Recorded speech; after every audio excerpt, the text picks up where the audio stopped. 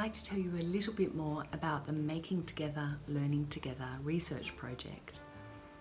We aim to address two main research questions. Firstly, what is the role of DIY or do-it-yourself homemade objects in teaching at Maastricht University, both in health professions education and in other faculties?